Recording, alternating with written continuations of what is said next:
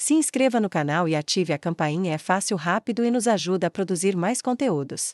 Sua mão já estava debaixo do meu vestido quando minhas costas bateram na porta do quarto de hotel em Manhattan. Eu não o impedi. Deixei que me erguesse do chão. Minhas pernas se entrelaçaram na sua cintura, minha boca se fundiu com a dele. Pude sentir o gosto de uísque de centeio na sua língua. Senti seus dedos afundando nas minhas coxas, como se ele tivesse esperado a vida toda para me tocar daquele jeito. E eu deixei. Mesmo tendo um marido. Mesmo usando uma aliança com o nome Jason gravado nela. Mesmo tendo beijado meus filhos de boa noite menos de 1 hora antes, deixei que outro homem me tomasse. Deixei que ele me beijasse como não me beijavam havia anos. Deixei que me despisse devagar e adorasse meu corpo de uma forma que Jason havia esquecido há muito tempo. E, em algum momento entre os lençóis e o suor, parei de me sentir culpada. Eu não estava bêbada. Não estava sozinha. Estava faminta. Faminta por paixão, por algo imprudente, por alguém que me fizesse sentir desejada. E agora estou prestes a contar a história que destruiu meu casamento, meu lar e minha paz mental. Antes de continuar, quero agradecer a cada inscrito deste canal. O apoio de vocês é a razão pela qual histórias como a minha podem ser contadas sem filtros. E se você é novo por aqui ou voltou e ainda não se inscreveu, não vejo a hora de ver você apertar o botão. É o combustível que mantém este canal de pé. Deixe seus pensamentos nos comentários também. Sua voz importa. Agora, deixe-me te levar ao começo de tudo. Meu nome é Laura Miller. Tenho 35 anos, sou mãe de 2 filhos e trabalho como personal trainer em uma academia local nos arredores de Austin, Texas. Casei-me com meu namorado do ensino médio, Jason Miller. Estamos juntos desde que eu tinha 17 anos. Jason é um bom homem, todo mundo diz isso. É o tipo de homem que se levanta às 5 da manhã, calça as botas e constrói casas para viver. Ele provê. Ele protege. Ele ainda me olha como se eu tivesse 20 anos. Mas em algum momento, algo dentro de mim começou a se sentir invisível. Ele me amava de forma constante, previsível. E eu comecei a desejar o caos, a paixão, o fogo. Foi então que Mark Jones apareceu. Mark entrou na minha academia há 6 meses. Tinha 34 anos, divorciado, ex-fuzileiro naval, esculpido como uma estátua, educado como um cavalheiro e sedutor como o pecado. Era o tipo de homem que escutava com os olhos e flertava com gestos sutis. Começou inocentemente. Conversas pequenas durante os treinos, olhares que duravam mais do que o normal, comentários brincalhões. O dia em que ele me perguntou: "Você já sentiu que ninguém realmente te vê?", algo quebrou dentro de mim. Porque sim, era exatamente assim que eu me sentia. Ele me fez sentir vista, desejada, perigosa. E deixei esses sentimentos crescerem. Não interrompi a fantasia, alimentei. Cada mensagem à noite, cada toque acidental, durante os treinos, cada elogio. Eu os colecionava como confissões. Era uma quarta-feira. Jason havia feito turno duplo. As crianças estavam na casa da minha irmã, em uma noite do pijama. Mark me escreveu: "Preciso te ver fora da academia. Só uma vez." Fiquei olhando aquela mensagem por 30 minutos. Meu coração batia como um tambor de guerra. Disse a mim mesma que era só um jantar, só uma conversa, mas no fundo eu sabia a verdade. Vestia um vestido preto. Não muito curto, mas justo. O bastante para parecer uma segunda pele. Encontrei com ele no bar de um hotel no centro. A forma como os olhos dele percorreram meu corpo me fez sentir com 25 anos de novo. Tive arrepios. Mal terminamos o primeiro drink. Rimos. Nos tocamos. E quando ele se inclinou e disse: "Pensei em te beijar todos os dias nos últimos 2 meses", senti minha aliança queimar na pele. Eu o beijei. Subi com ele. E deixei para trás tudo que me segurava. Voltei para casa quase meia-noite. OS. Vidros do carro abaixados. O silêncio era ensurdecedor. Jason dormia no sofá, ainda com as botas calçadas. Um prato de comida pela metade estava na mesa. Ele me esperou. Fiquei ali, parada no escuro, olhando para ele.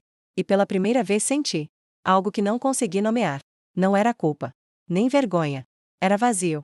Porque eu havia provado algo selvagem, cru, proibido, e queria mais. E o pior era saber que faria de novo. A segunda vez foi mais fácil. Sem dúvidas. Sem guerra moral no peito. Disse a Jason que ia para uma aula de spinning à noite. Vesti a roupa de treino, prendi o cabelo. Mas não pisei naquela academia. Fui até um apartamento ao qual Mark tinha acesso, algo de um amigo, segundo ele. Ele abriu a porta sem camisa, calça jeans baixa no quadril, e me puxou como se eu fosse oxigênio e ele estivesse se afogando. Eu não resisti. Nunca planejei resistir. Ele era tudo que Jason não era: intenso, impulsivo, possessivo, mas de um jeito que me fazia sentir desejada, não controlada. Olhava meu corpo como se fosse arte. Me tocava como se tivesse o direito de memorizar cada curva. Seus dedos afundando na minha pele, o que ele sussurrava no meu ouvido enquanto me tomava, me fazia sentir viva novamente. Mas o êxtase passou, tão rápido quanto chegou. No caminho de volta, passei pela escola onde meus filhos estariam no dia seguinte. Olhei as janelas silenciosas da minha casa e senti um nó na garganta. Jason já estava na cama quando me deitei ao lado dele. Virou de costas, mas segurou minha mão dormindo. Quase a puxei. A ruptura começou ali. Metade de mim estava em casa, a outra metade naquele apartamento. Me tornei uma mestra da enganação. Sorry estando despertada. Cozinhava com mãos que ainda cheiravam a ele. Pegava a mochila brilhante da minha filha no chão, ainda sentindo em mim o que Mark havia feito horas antes. Jason começou a notar. Aos poucos. Ele era simples, mas não burro.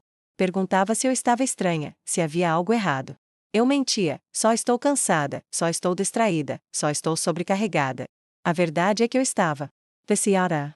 Viciada em ser vista, tocada, em fugir da dor morna da vida que eu construí. Houve um momento que nunca vou esquecer. Jason trouxe flores, não rosas de supermercado. Flores delicadas, embrulhadas em papel marrom, com um bilhete dizendo: para minha pessoa favorita. Senti sua falta, mesmo com você aqui. Agradeci. Beijei sua bochecha, e chorei sozinha no banheiro. Estava partindo o coração de um homem que nunca deixou de me escolher. Mark era carinhoso, presente, mas logo as coisas mudaram. Ele ficou possessivo. Ciumento. Perguntava: você ainda dorme com seu marido e pensa em mim quando está com ele? Aparecia sem avisar na academia. Uma vez me seguiu até o supermercado e me esperou no estacionamento. Eu deveria ter terminado. Ollie. Mas não terminei. Me convenci de que era porque ele se importava. Que era só paixão. Que eu havia despertado algo nele. Me enganei tão bem que comecei a acreditar nele mais do que nos meus próprios instintos. Então chegou a noite que mudou tudo. Jason e eu estávamos na cama. As crianças dormiam. Havia semanas que não nos tocávamos. Mas naquela noite, ele me procurou. Seu toque era suave. Seus olhos tinham uma tristeza que eu nunca tinha notado. Parecia errado, não porque eu não o amasse, mas porque já tinha deixado outro escrever nas partes de mim que costumavam ser dele. Ainda assim, deixei acontecer. Por um momento, fechei os olhos e fingi que éramos só nós dois, antes da traição, antes das mentiras. Mas então me traí. Sussurrei o nome de Mark. Só uma vez. Quase inaudível. Mas Jason congela. Ele ouviu. Ele sabia.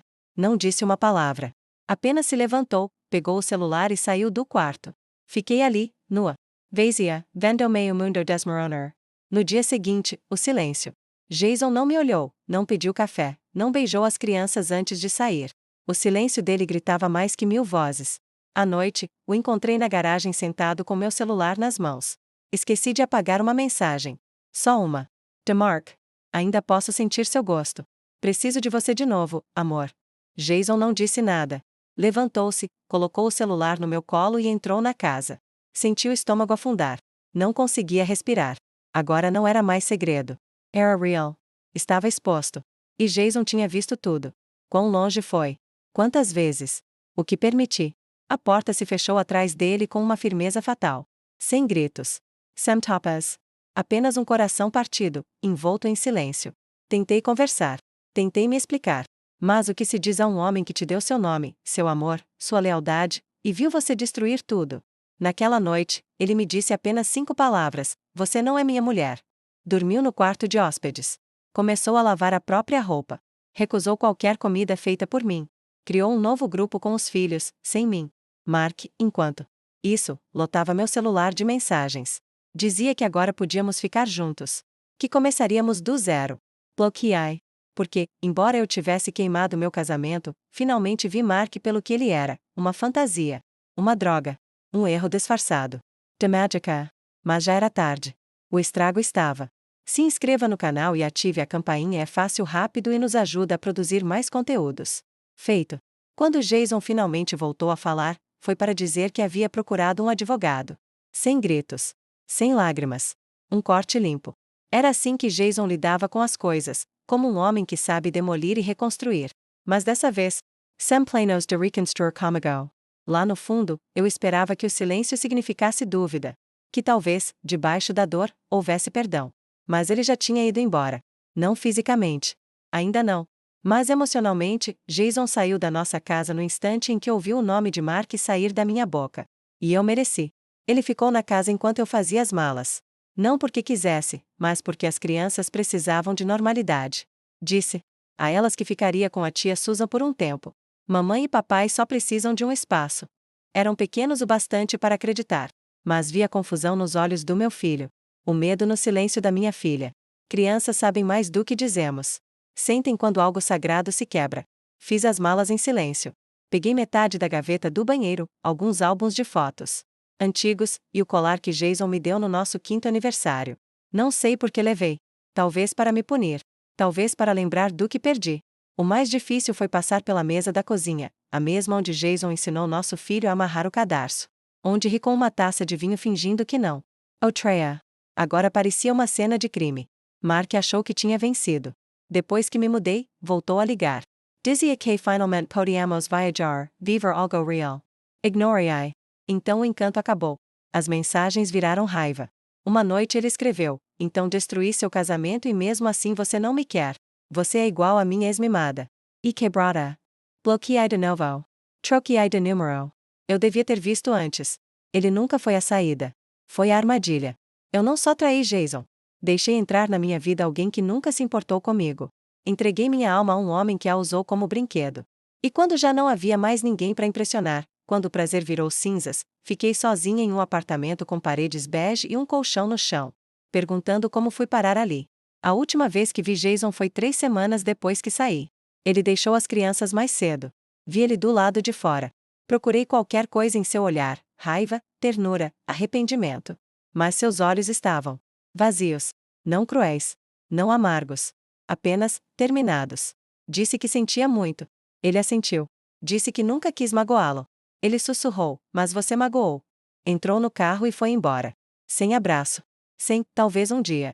Só o som dos pneus no cascalho, enquanto o último homem que me amou de verdade desaparecia rua abaixo. As noites são as piores. É quando a culpa volta. Quando o silêncio grita mais alto. Abraço um travesseiro no lugar do peito de Jason. Vejo fotos das crianças sorrindo com ele em aniversários e eventos escolares, aqueles em que tive vergonha de ir depois que tudo explodiu. Às vezes, repito na mente o momento em que beijei Mark pela primeira vez. Não porque sinto falta dele, mas porque queria poder voltar e dar um tapa na mulher que fui naquele instante. Aquela que achou que a tensão era amor. Que pensou que estava faminta, quando, na verdade, só estava entediada. Aquela versão de mim destruiu tudo. Aqui não tem final feliz. Jason não me perdoou. E eu não o culpo. Mark seguiu em frente, provavelmente com outra mulher casada e frágil. E eu? Vivo sozinha agora. Pago minhas contas. Trabalho. Sorrio quando deixo as crianças nos fins de semana. Mas não sou mais a mesma mulher. Perdi a versão de mim que acreditava que o amor bastava. Porque amor sem lealdade não é amor. É só desejo. Sim, eu amei Jason profundamente, honestamente. Mas o amor não apaga a traição. Não apaga as noites em que escolhi outras mãos no lugar das dele. E quando se cruza essa linha, não há retorno.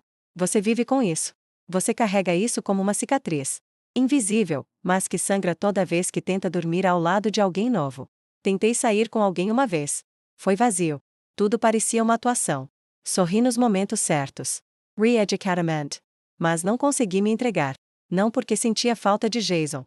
Mas porque sabia que a pior versão de mim ainda existia. Aquela que era capaz de trair. A que queimou seu lar só para sentir um pouco de calor. Então escolhi a solidão. E talvez seja isso que eu mereça. Aqui não tem redenção. Não tem carta de esperança. Não tem segunda chance. Jason seguiu em frente. Ele merece paz. E eu nunca vou implorar por seu perdão. Desisti disso no momento em que deitei na cama de um estranho. Então, se você ainda está ouvindo, obrigada. Não por pena, nem por aplauso, mas por me deixar confessar sem filtros. Essa não é uma história de perdão. É uma história de consequências. E agora? Ela é sua também, para carregar. Se inscreva no canal e ative a campainha, é fácil, rápido e nos ajuda a produzir mais conteúdos.